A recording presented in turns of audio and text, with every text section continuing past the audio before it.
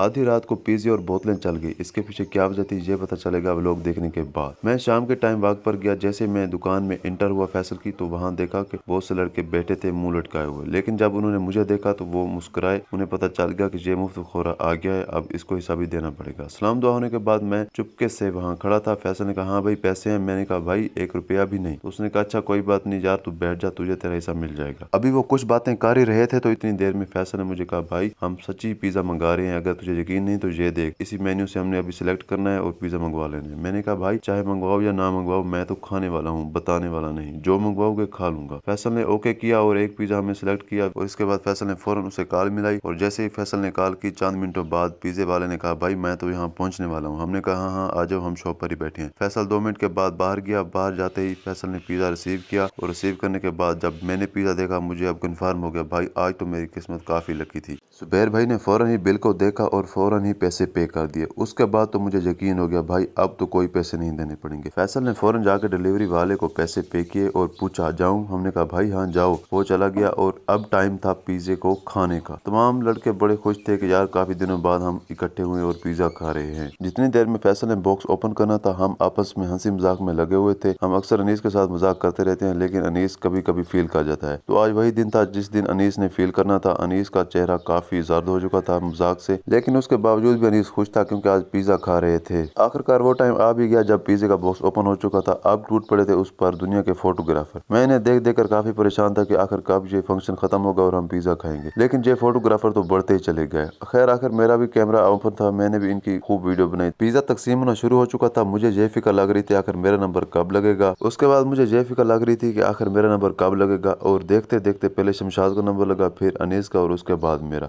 हमने काफी pizza enjoy किया और सब खाने में मगन हो गए। अनीस पिज्जे को काफी हसरत भरी निगाहों से देख रहा था। मैंने कहा ओ भाई अगर खाना है तो खाओ वरना ये ठंडा हो जाएगा। पहले भी काफी फोटोग्राफर ने लेट कर दिया हमें। अब मैं अपने पिज्जे के मजे लेने में मसरूफ था और इसी तरह सारे लड़के अपने अपने पिज्जे में मगन थे। तो इस टाइम भी फैसल ये सोच रहा था कि ये स्लाइस जो 6 थे अब छठे स्लाइस का क्या किया जाए। इतनी देर में फैसल ने छठे स्लाइस के छोटे छोटे पीस किए जो हर किसी ने अपने अपना हिस्सा उठा लिया। मैंने तो दूसरे नंबर पर उठा लिया क्योंकि मुझे नजर आ रहा था कि मेरा हिस्सा बचना ही नहीं। अब लास्ट पर फैसल ने सबको बोतल पिलाई। अब इसके बाद तो कुछ पीना नहीं था, इसलिए सब लड़कों ने ऐसा ऐसा बोतल खत्म की।